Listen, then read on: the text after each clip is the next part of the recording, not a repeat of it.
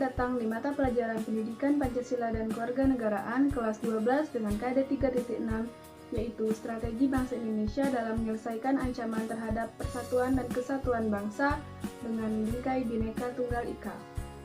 Baiklah, adapun indikator dari kompetisi dasar 3.6 ini adalah yang pertama yaitu memahami definisi dari strategi, yang kedua mengidentifikasi strategi bangsa Indonesia dalam mengatasi ancaman terhadap kokohnya persatuan dan kesatuan bangsa, yang ketiga yaitu mengidentifikasi berbagai ancaman dalam memperkokoh persatuan dan kesatuan bangsa, dan yang keempat yaitu menganalisis partisipasi serta peran masyarakat dalam ikut serta memperkokoh persatuan dan kesatuan bangsa Indonesia.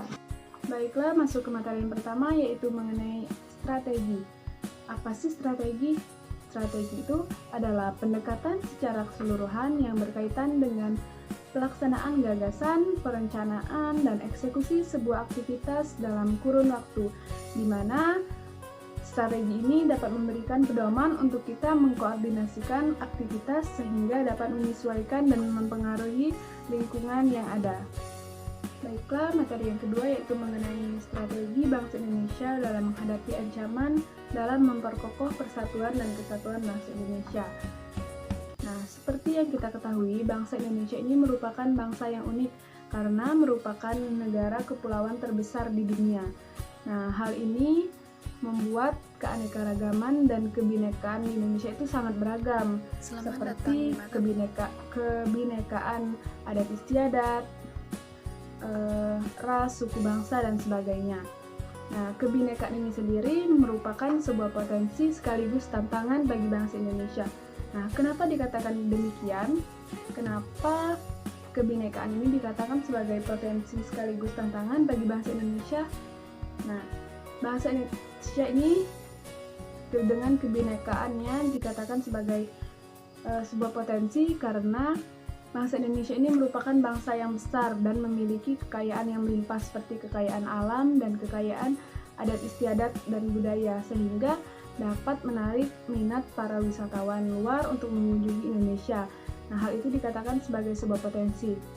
Lalu dikatakan sebagai sebuah tantangan karena dengan keberagaman adat istiadat tersebut, maka pola pikir dan pendapat antar masyarakat itu tentunya juga berbeda di berbagai tempat.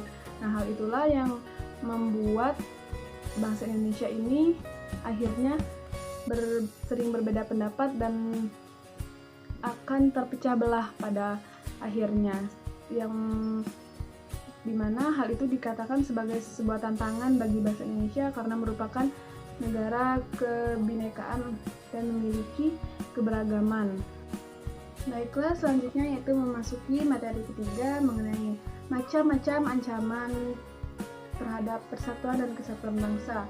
Nah, ancaman terhadap persatuan dan kesatuan bangsa ini dibedakan menjadi dua, yaitu ancaman di bidang militer dan ancaman di bidang non-militer. Adapun ancaman militer itu adalah ancaman yang menggunakan kekuatan bersenjata dan terorganisasi yang dinilai dapat mempunyai kemampuan membahayakan kedaulatan negara, keutuhan wilayah, dan keselamatan segenap bangsa. Ancaman militer ini dapat berupa agresi, invasi, pelanggaran wilayah, pemberontakan bersenjata, sabotase, spionase, aksi teror bersenjata, dan ancaman keamanan laut dan udara lainnya. Nah, selanjutnya adapun ancaman di bidang non-militer adalah ancaman yang menggunakan faktor-faktor non-militer, artinya kebalikan dari yang militer tadi. Nah, ancaman non-militer ini dinilai mempunyai kemampuan yang membahayakan kedaulatan negara, kepribadian bangsa, keutuhan wilayah negara, dan keselamatan segenap bangsa. Ancaman ini salah satunya disebabkan oleh pengaruh negatif globalisasi.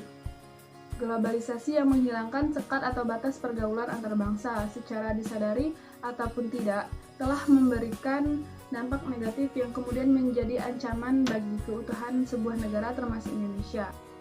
Baiklah, materi yang keempat yaitu mengenai partisipasi dan peran masyarakat dalam mengatasi ancaman terhadap persatuan dan kesatuan bangsa Indonesia. Nah, kita sebagai masyarakat juga wajib ikut serta dalam mengatasi ancaman terhadap persatuan dan kesatuan bangsa Indonesia. karena upaya untuk mengatasi ancaman tersebut bukan hanya tanggung jawab pemerintah dan TNI atau Polri saja, tetapi seluruh warga negara Indonesia juga bertanggung jawab untuk berpartisipasi dalam ikut serta membela negara. Pun dalam Undang-Undang Republik Indonesia Nomor 3 Tahun 2002 tentang Pertahanan Negara Pasal 9 Ayat 1 ditegaskan berbagai usaha pembelaan negara yang meliputi hal-hal pertama yaitu pendidikan kewarganegaraan. Nah, pendidikan kewarganegaraan ini merupakan pelajaran yang wajib diajarkan di tingkat pendidikan dasar, menengah, dan tinggi. Pendidikan kewarganegaraan ini dapat memupuk jiwa prioritas dan rasa cinta tanah air, semangat kebangsaan, serta kesetiakawanan sosial, kesadaran akan sejarah perjuangan bangsa Indonesia, dan sikap menghargai jasa para pahlawan. Pendidikan kewarganegaraan ini dapat memberikan pemahaman analisis dan menjawab masalah yang dihadapi oleh masyarakat, bangsa, dan negara secara berkesinambungan dan konsisten dengan cita-cita sejarah nasional. Nah, dengan mengikuti pendidikan kewarganegaraan ini, kita sudah ikut dalam upaya mengatasi ancaman terhadap persatuan dan kesatuan bangsa Indonesia. Lalu yang kedua yaitu mengikuti pelatihan dasar kemiliteran. Selain TNI, salah satu komponen warga negara yang mendapat pelatihan